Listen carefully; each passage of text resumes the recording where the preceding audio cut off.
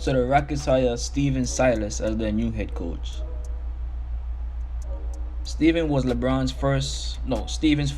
LeBron's first head coach in Cleveland. They won 35 games. Silas himself was with Dallas for the last 2 seasons. One thing I will say is that he is extremely qualified.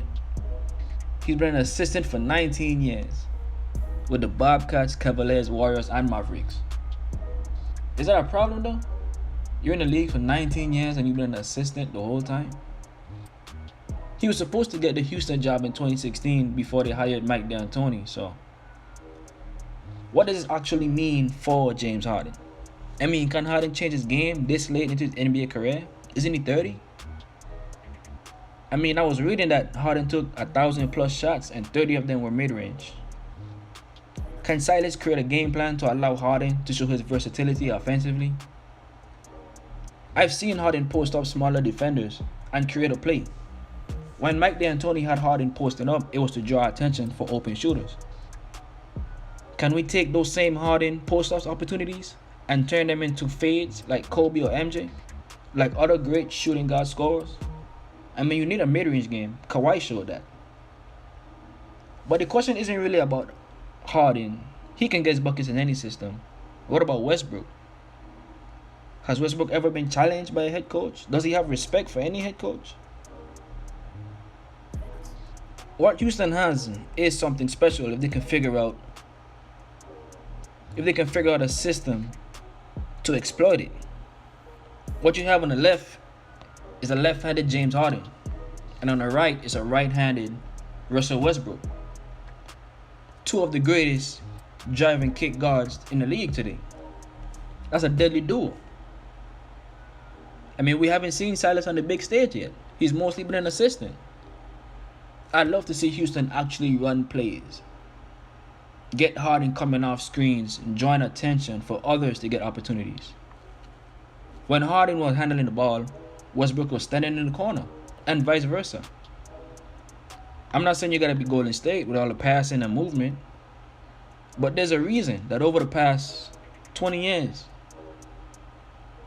30 years, Golden State and Spurs have what, 5 for the Spurs and 3 for Golden State. They got 7 rings. There's a reason for that. Spurs and Golden State constantly beat teams that are better than them. Not because of talent, but because of the system. They move the ball. The Spurs beat Miami they lost in 2013. In 2014, when they beat Miami, were they more talented? No. They had LeBron. LeBron was the best player in the world. And they beat him in 5 games.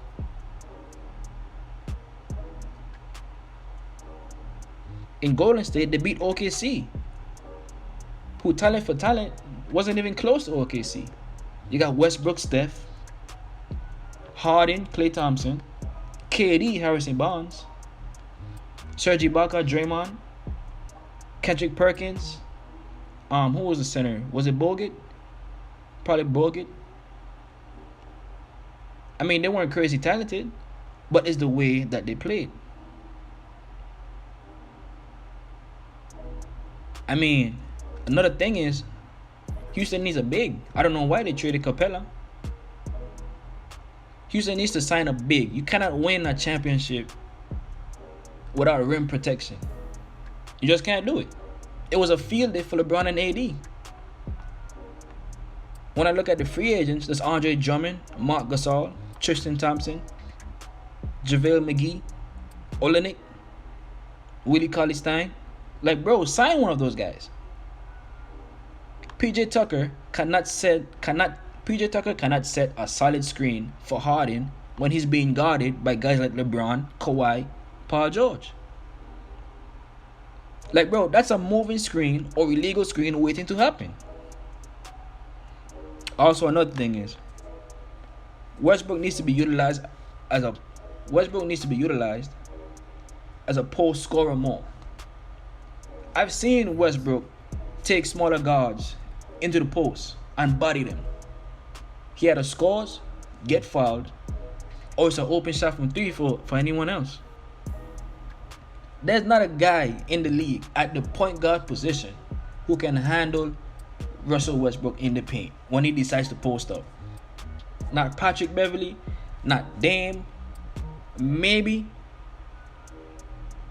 the guy for Celtics, that made the all defensive team. Maybe Marcus Smart. Maybe. But they're gonna have to double him in the post. And that's an automatic 3 for anyone else. So what can Eric Gordon's role be in this equation? Eric Gordon should continue to come off the bench, because they won't have any bench offense otherwise. A dude who can get buckets and come off the bench is the most dangerous weapon in basketball. It's the most dangerous weapon in basketball. If Clippers had their head on right, Lou Williams would have been a problem. If you have a 6-man candidate on your team, you halfway to a championship. Because no other team has that. You can rest your stars and put this guy in. And if you're behind, he either gets the lead closer. If you have the lead, he can keep the lead. But like I said, man, all this is just speculation, because we haven't seen what a Stephen Silas system even looks like. Is he a post coach? Does he like to play through the post? Does he like to play through the 3-point line? Is he a balanced offense? Is he a grit and grind system? Do you want your players at 30 to be grit and grind? Diving for loose balls? You know what I mean? So you gotta wait and see. Stephen Silas, I didn't even know who this guy was, man. We'll see what he can do, man. But anyways, that's it for the video. Don't forget to like and subscribe. Comment below what you're thinking.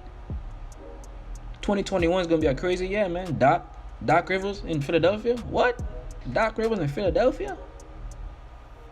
Stephen Silas is the head coach of the Houston Rockets. Repeat this after me. Stephen Silas is the head coach of the Houston Rockets. I'm telling you, boy.